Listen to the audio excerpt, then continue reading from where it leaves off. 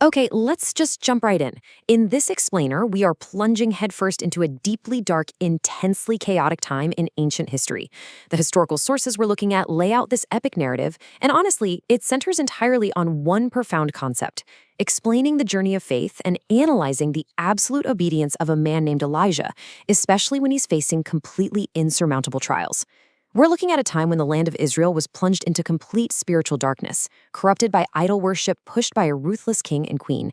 And right in the middle of all this chaos, a voice rises from the desert. Not a politician, not a king, a prophet. Just think about the sheer audacity of this decree for a second. Elijah literally walks right into the palace of King Ahab. And keep in mind, Ahab is a king who has completely abandoned God for Baal, an idol who was specifically supposed to be the god of weather and fertility. So Elijah doesn't ask for a meeting, he doesn't soften his words at all, he just delivers this jarring, immediate sentence. He shuts the heavens. No rain, no dew. Boom. It's an unbelievably intense way to establish the stakes. He is drawing a massive line in the sand, showing this audacious faith in a totally corrupted nation. The so-called god of rain has just been publicly challenged, and a nationwide drought officially begins. Section 1. Obedience in Isolation. Now, you'd probably think that after marching in, confronting the king, and declaring a nationwide drought, Elijah would step out into public glory, right? Maybe lead a massive rebellion? Nope. His immediate reward was a strict command to go hide in total isolation. And look at the completely illogical steps he was commanded to take. First, go hide at a tiny, drying brook called Cherith. Second, rely on ravens to drop off your bread and meat. Guys, ravens are scavengers. It's literally like relying on ancient, winged delivery drivers who are famous for stealing food, not giving it. And then third, when that brook inevitably dries up because, the very drought he prophesied is happening, he gets sent to Zarephath. This is a foreign land, right in the heart of Queen Jezebel's home turf, and his instructions are to find a destitute widow who is literally gathering sticks to cook her final meal. Absolute obedience so often means overriding our own human logic. From a normal perspective, none of this makes any sense at all. But it requires trusting a divine plan you just can't see yet. But here's the thing, that hidden obedience leads to an impossible promise. When Elijah asks this starving widow for her absolute last piece of bread, he tells her the jar of flour will not be used up and the jug of oil will not run dry. And because she obeyed, and because Elijah obeyed, the impossible actually began.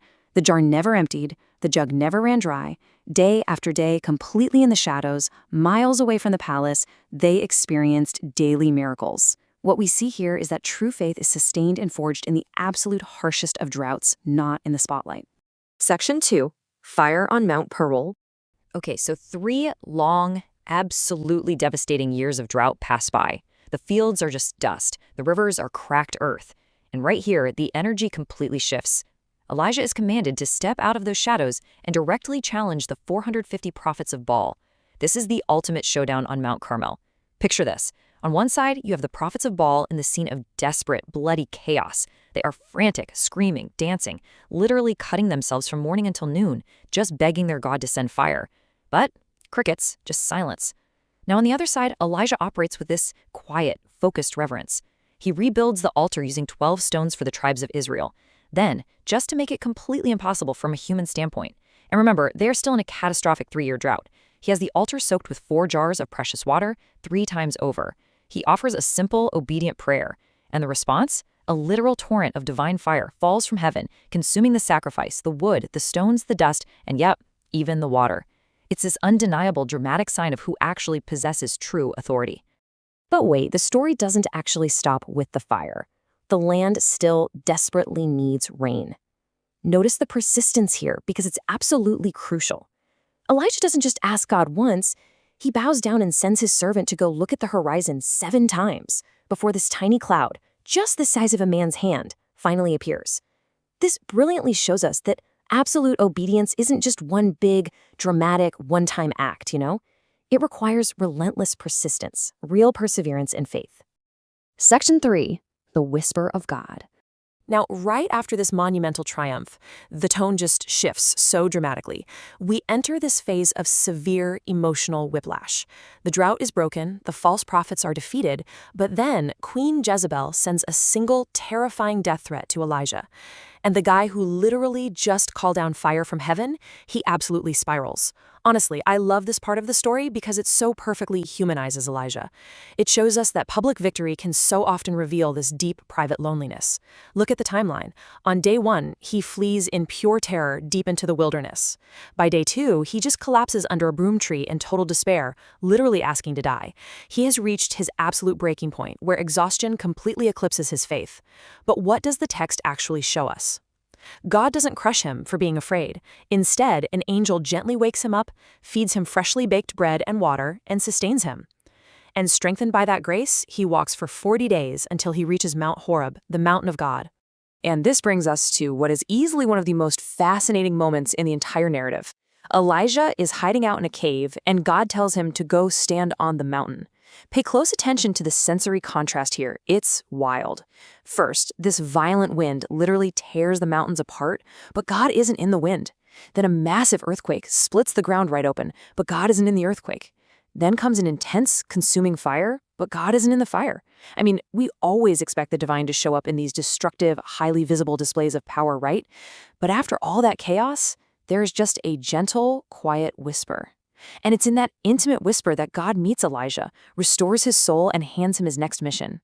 The true power of faith is so often found in our quietest moments of listening. Section 4. Absolute obedience. So, if we synthesize everything we're seeing here, it all boils down to one core thing: absolute obedience. It means obeying the divine call when it makes absolutely zero logical sense, like, going to the dried-up brook or the starving widow.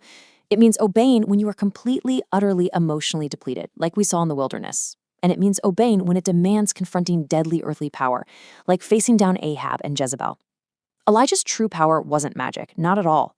His real power was his unyielding submission to God, even when facing the toughest trials imaginable. And we actually see this exact dynamic play out again later in his life. So there's a new king, Ahaziah, who seeks answers from a false idol. Elijah intercepts the messengers to rebuke the king. Well, in response, the furious king sends heavily armed soldiers to go arrest him.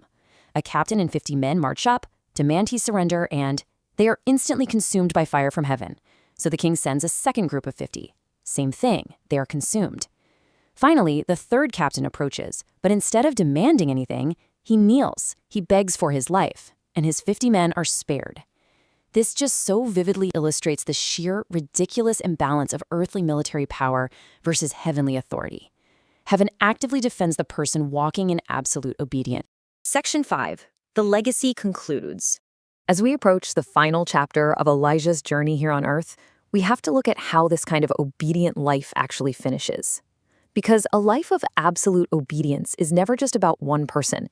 It's always about the passing on of a mission. Elijah doesn't experience a normal death.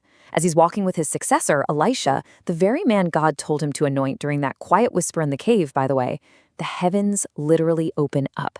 A chariot of fire and horses of fire separate the two of them, and Elijah is taken up in a whirlwind right into eternity. But as he goes up, something falls down: his mantle, his cloak, the absolute symbol of his authority and his calling. It falls directly to Elisha. This ensures we understand that a life of absolute obedience secures a legacy that totally outlives us. The fire didn't go out, folks. It was just passed on. Which brings us to our final thought for today. The story of Elijah shows us that God doesn't just choose the strongest, but rather the most available, the people who are willing to listen to the whisper and obey without reservation. So looking at Elijah's standard of faith, I want to leave you with this question to ponder for your own journey. The mantle is at your feet. Are you obedient enough to pick it up? Think about that as you process everything we've covered today.